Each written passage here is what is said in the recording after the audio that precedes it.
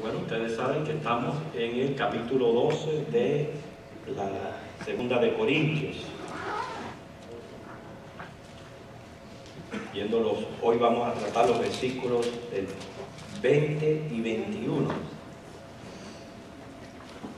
Un breve recuento, el estudio del versículo 19 nos llevó a meditar, ¿no?, en nuestra necesidad de tener una actitud correcta ante, sobre todo, las exhortaciones o admoniciones que Dios nos da en su palabra, y tenemos que ver esto como un acto de gracia y de misericordia, un Dios bueno que quiere enderezar nuestros pasos, pero es muy importante cultivar esa actitud de humildad y de sensibilidad a la palabra de Dios.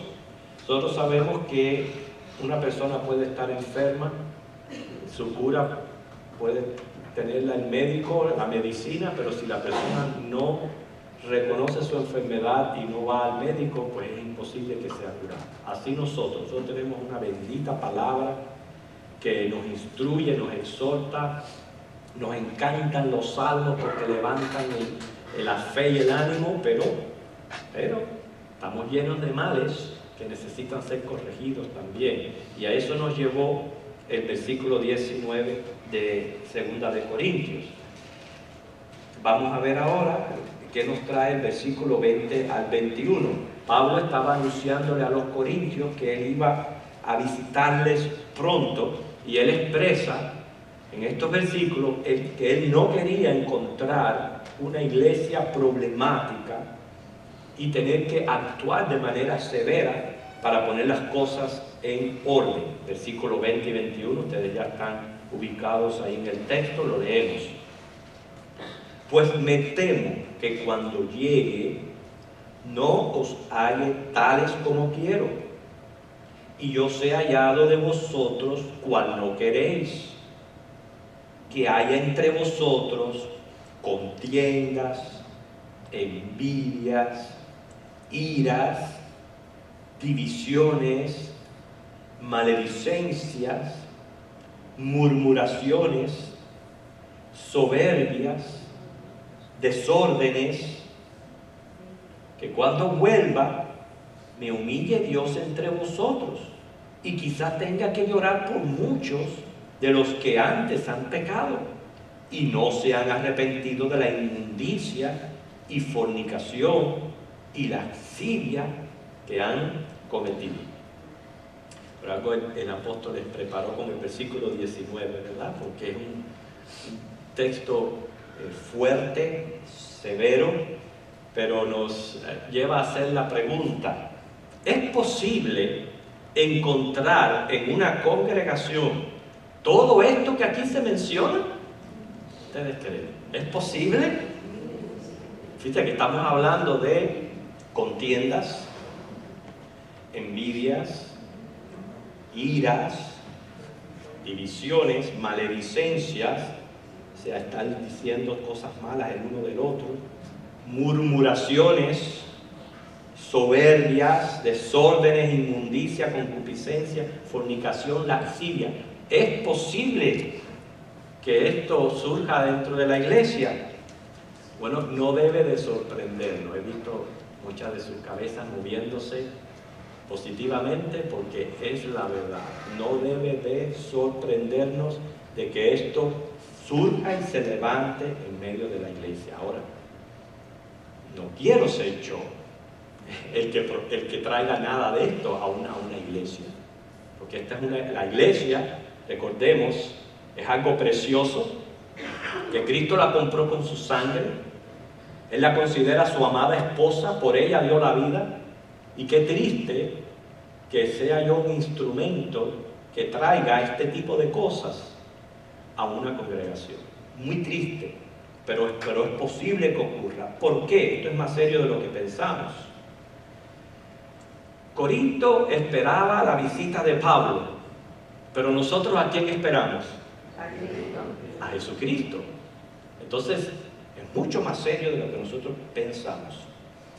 Si cada uno de los que formamos parte del cuerpo de Cristo y decimos que lo amamos y que queremos estar en su soberana voluntad, escuche bien, no nos sometemos al control, a la llenura del Espíritu Santo, las obras de la carne pueden florecer en cualquier momento y a veces ni nos damos cuenta que están floreciendo, pero lo están. Por eso necesitamos pedir y ser llenos y controlados por el Espíritu Santo. Además, Satanás estudia nuestras debilidades. Él nos ataca en esas áreas o cuestiones que sabe que somos propensos a ceder. Por eso, tenemos que someternos al Señor y unos a otros, siguiendo la dirección del Espíritu Santo. Por favor, vamos a leer Efesios capítulo 5, versículos 16 al 26. Efesios 5, 16 al 26.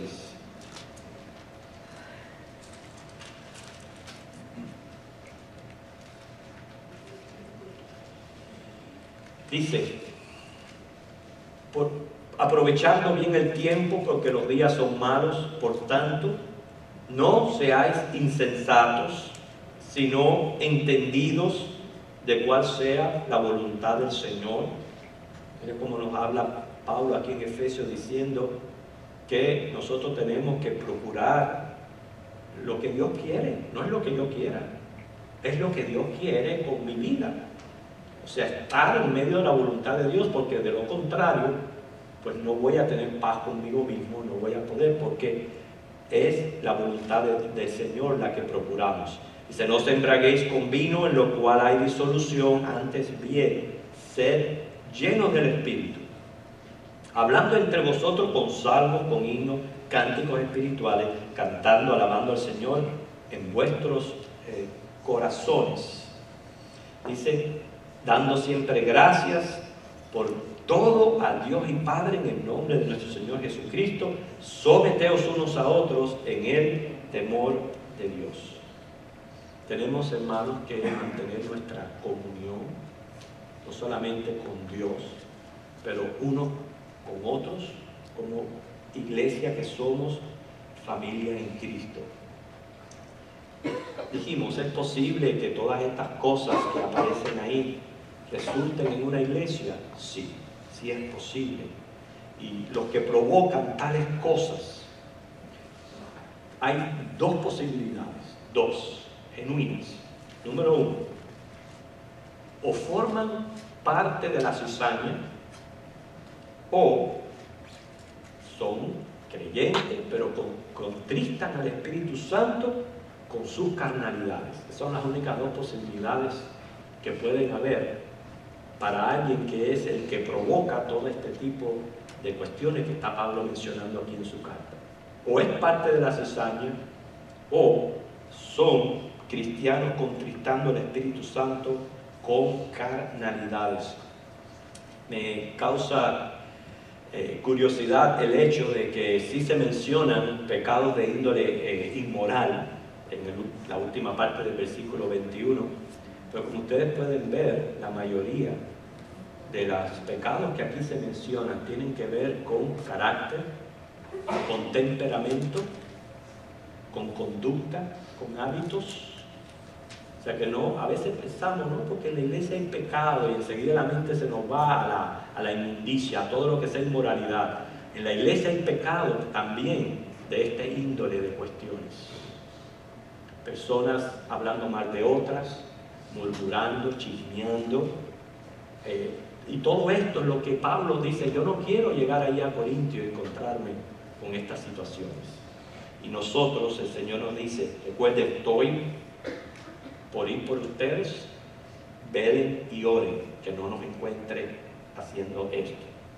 Relativo al texto, y lo quiero usar a manera de ilustración, quiero mencionar brevemente lo que es la parábola del trigo y la cizaña.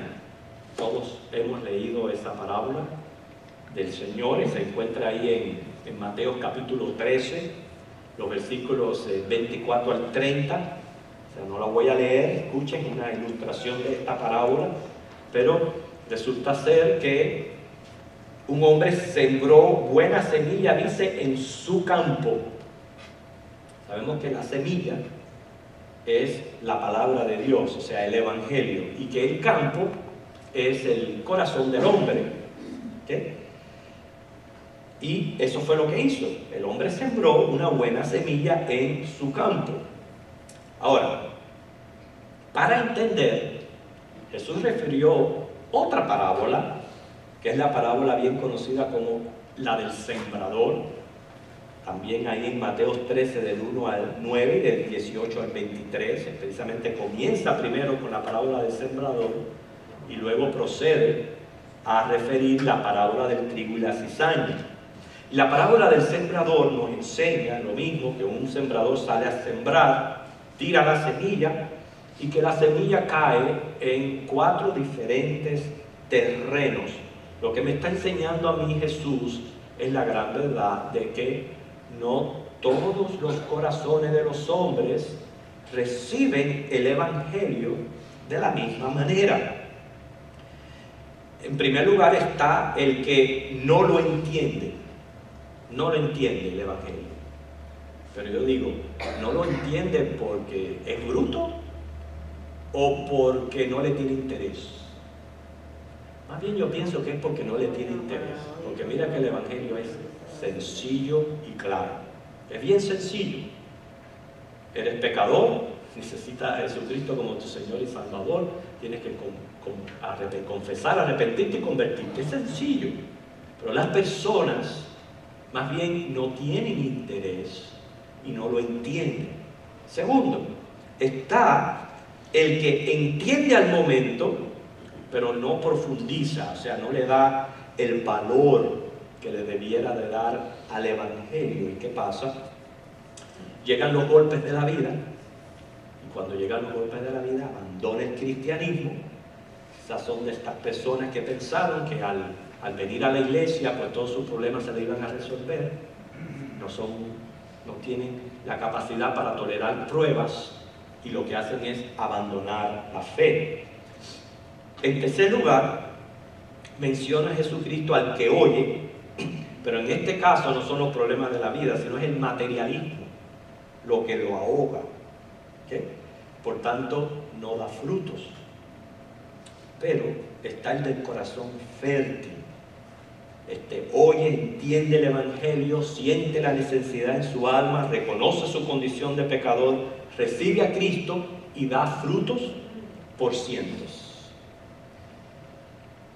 La idea es, la semilla se predica y las personas van a reaccionar a esa predicación de 4 diferentes maneras. Muchos de ellos van a estar sentados entre nosotros, van a venir a la iglesia, van a estar hasta por un tiempo y luego los vamos a ver ir.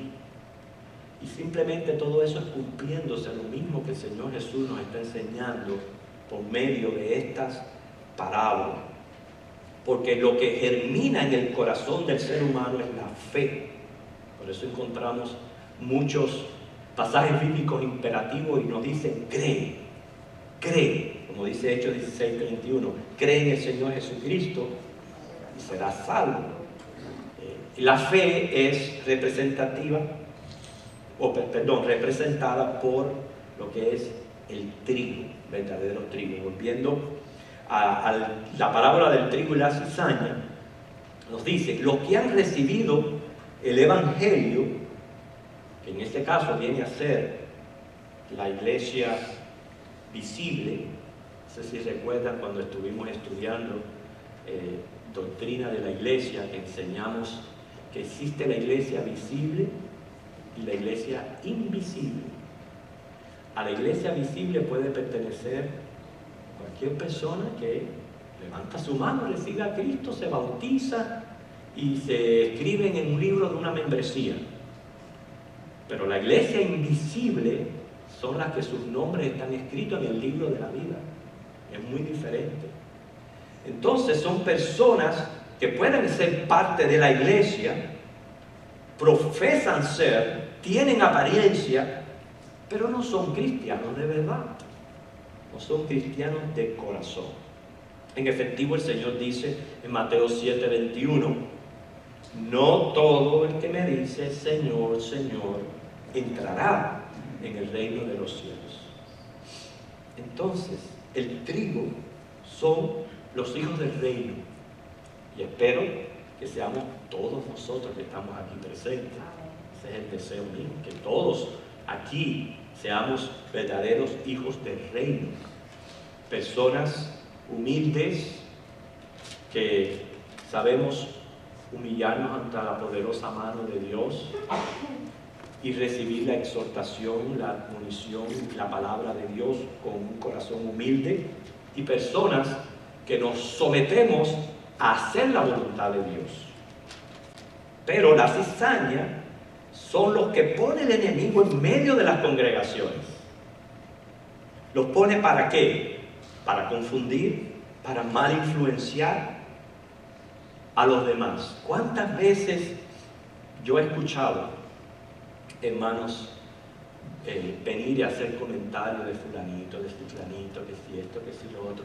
Pero lo más triste es ver cómo se dejan mal influenciar por todos estos testimonios negativos, aún de hermanos de dentro de la congregación, donde debería de ser todo lo contrario. Yo debería de ser la influencia positiva sobre ese hermano y no dejarme amedrentar ni debilitar en mi fe por lo que éste haga o por lo que el otro haga. Yo tengo que tener mis propias convicciones. Yo tengo que saber qué es lo que quiere Dios para mi vida y tengo que responder de una manera muy personal. Y hay que tener cuidado. Hay cizaña en medio del trigo y pueden ser hasta inclusive líderes religiosos. Líderes. Quiere decir que ni aún ser un líder a ti te garantiza que ya eres un trigo. No, Señor. Tenemos que andar con mucho cuidado. No podemos poner nuestra mirada en hombres. Tenemos que tenerla en nuestro Señor Jesucristo. Porque la parábola dice que vino el enemigo del que había sembrado la buena semilla y sembró en su campo la cizaña. Interesante. En el mismo campo donde el dueño había sembrado trigo, porque ese dueño nunca va a sembrar cizaña, siempre siembra trigo, vino el enemigo y sembró cizaña.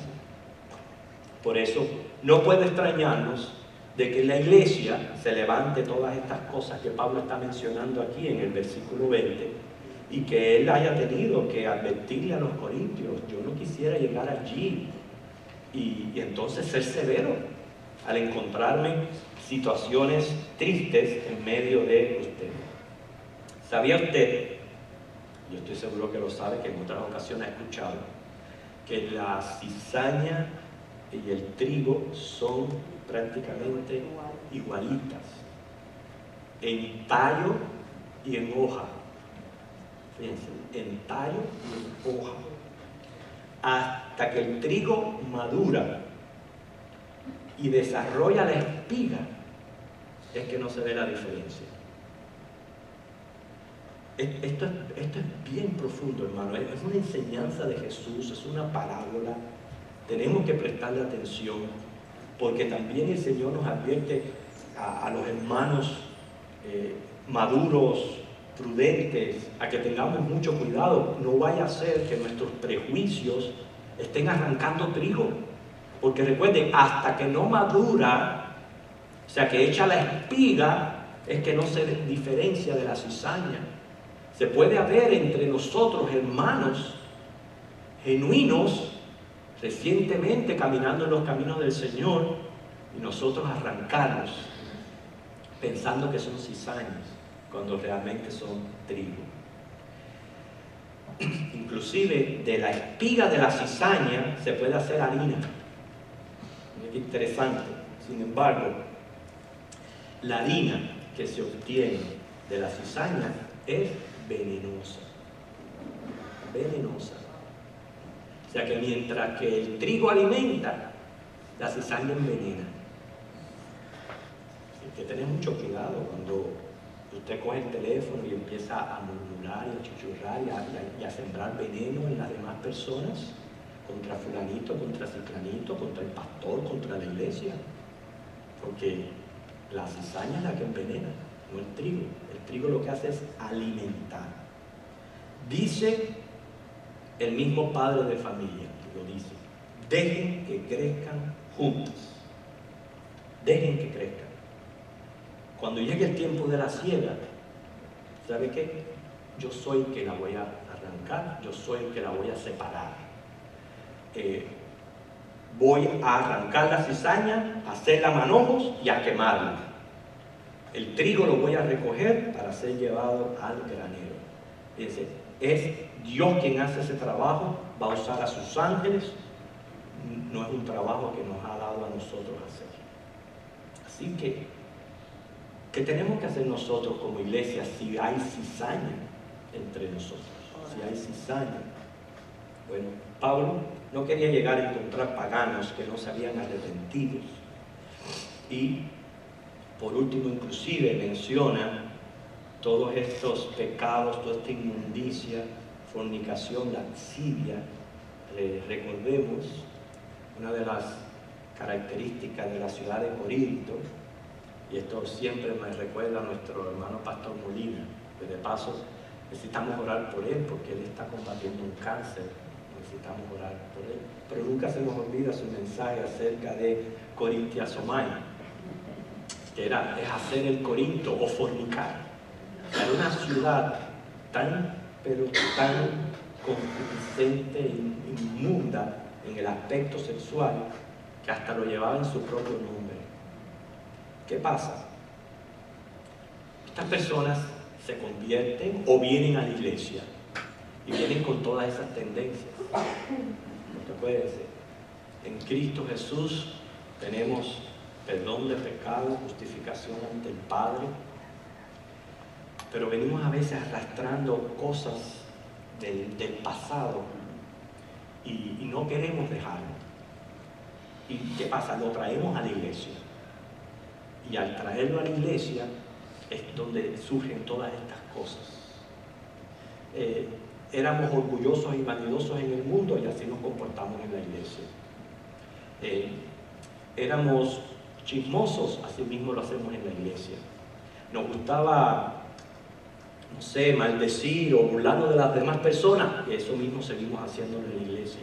Porque venimos a Cristo, sí, pero venimos con todo este arrastre de la cual tenemos que arrepentirnos, tenemos que convertirnos y no podemos seguir haciendo esas cosas. Líbrame Dios que sea yo un objeto, un instrumento hasta del mismo enemigo para traer todas estas cosas feas y malas a la iglesia. Que me libre Dios de eso, pero es una realidad. ¿Por qué? Porque lo arrastramos con nosotros y lo traemos, malezas de hábito, conducta y carácter que impactan negativamente la iglesia de Cristo. En medio de todo esto, especifica todo lo que es pecado de inmoralidad sexual, pornografía. Sabemos que el Señor nos dice que tenemos que guardar nuestro cuerpo, que es templo del Espíritu Santo. 1 Corintios 6, 18 al 20, nos dice huir de la fornicación.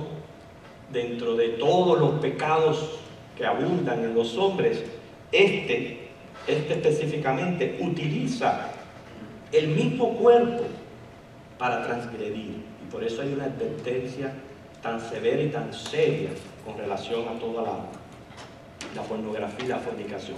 Por eso estuvimos hablando al principio, hermanos, nosotros tenemos que procurar la llenura del Espíritu Santo, el control del Espíritu.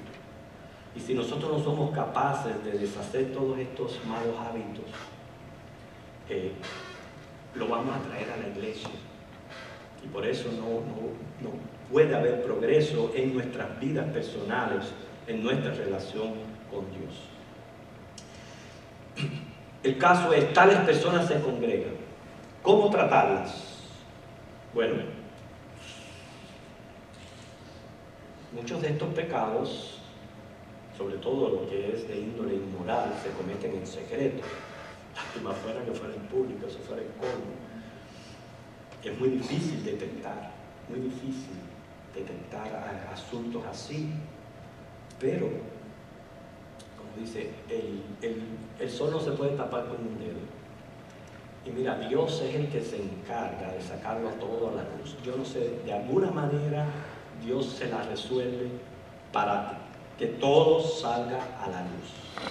Cuando hay un caso de que la persona es sorprendida, entonces hay que proceder a la disciplina. Pero aún este mismo proceso, el Señor nos da las directrices.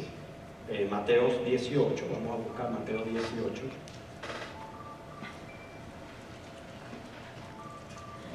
...15 al 17, Mateo 18, 15 al 17. No crea que en el proceso es inmediatamente que usted... No, porque vi al hermanito con otra persona caminando en Walmart. Que lo primero que tiene que hacer es llamar al pastor. Eso no es lo que dice el Señor. Y para que el pastor vaya, como si fuera una escuelita, y los regañe. No es así. Eso no es lo que dice el Señor Jesús que tenemos que hacer. ¿Okay? Dice, por tanto, si tu hermano peca contra ti, ve y repréndele, estando tú y él solos. Si te oyere, has ganado a tu hermano. Si tú eres quien atestiguas la situación, no es mañana, pasado, el mes que viene, ¿no? En ese momento, y es tu hermano en Cristo, en ese momento, tú tienes que decirle, mira mi hermano, esto está mal, tienes que arrepentirte, tienes que convertirte, se conversa la situación con ese hermano. No puede decir que no puede decir otra cosa, porque fue en el mismo momento que estaba ocurriendo el asunto. O sea, no tiene otro remedio que o arrepentirse, o no puede negarlo, porque ha sido atestiguado. No tiene otro remedio que arrepentirse o seguir mal. El Señor Jesús dice, mas si no te oyere, toma aún contigo a 1 o 2, para que en boca de 2 o 3 testigos conste toda palabra. Todavía no dice el pastor, pero ahí me apunto. Ahí ya, si usted quiere, me puede llamar a mí como testigo y yo voy con usted. No quiere decir que ahí lo dice. No dice, no, porque ve dónde está tu pastor y que el pastor va a ir. No. Ahora, pero yo sí puedo servir, le puedo servir a usted de testigo. Y podemos ir y confrontar a ese hermano. Ahí me apunto. Entonces, se llama al hermano. Miren la misericordia y la gracia de Dios en todo el proceso. Cómo Dios da oportunidad a que la persona proceda a arrepentirse. Porque inclusive si en la primera fase ya la persona genuinamente se arrepintió y cambió la situación, ahí quedó, ahí, no más. En el próximo paso se vuelve a proceder de la misma manera, ya con otros testigos. Si se arrepiente, ahí quedó. Si no se arrepiente, entonces se lleva a la iglesia. Ya se presenta para esa persona ser puesta en disciplina, de acuerdo a lo que la iglesia acuerde. La disciplina no es un acto de destrucción, sino es un acto para restauración. Si es un hermano, miembro, se le quita de ministerios o se le priva de sentarse a tener comunión por cierto tiempo, etc. Y luego se le hace su revisión y se vuelve a restablecer cuando pasa el tiempo de la disciplina.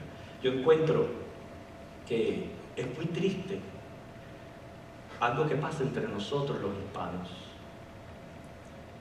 Tenemos una peculiaridad. La mayoría de los hispanos no pasan procesos disciplinarios positivamente. La mayoría, si no todos, terminan yéndose de la iglesia. No se someten al proceso que le establece su iglesia. Por orgullo, por vanidad, por lo que sea. Sucede mucho más en las iglesias americanas que no, que vemos que los hermanos sí se someten a los procesos disciplinarios, lo pasan, son restaurados y todo continúa. Pero qué triste que entre nosotros eso muestra quizás un poquito de orgullo y vanidad. de que no nos gusta que nos llamen la atención o no nos pongan en procesos disciplinarios. Pero hermanos, si no nos gusta nada de eso, no lo hagan en el primer momento. No lo hagas si somos llamados a ser santos. El caso es, Mateo 13, 24 al 30 dice: dejad crecer juntamente lo uno y lo otro hasta la siega. Ya estoy terminando. No puede sorprendernos de que en la iglesia se levanten estos casos que presenta Pablo aquí en 2 de Corintios. Va a haber malas influencias a nuestro alrededor, pero somos nosotros los que tenemos que abrir los ojos. Esa influencia puede venir o de la cizaña. Acuérdense, nadie sabe quién es cizaña hasta que no sale el fruto. O de la cizaña, o de trigo, pero trigos que están contristando al Espíritu Santo y viven en carnalidad y todo eso lo reflejan en sus vidas. La cizaña llega un momento que va a dar su fruto. Por eso es que estas personas tarde o temprano no duran y se van, terminan yéndose. Pero no es menos cierto que por un tiempo van a estar entre nosotros y pueden ser causa de malas influencias. Malas influencias no solo en el aspecto inmoral. Recuerde, aquí se está hablando de malezas de hábito, carácter, costumbre y temperamentos. Que hay que atender a esos casos también. Son igualmente serios.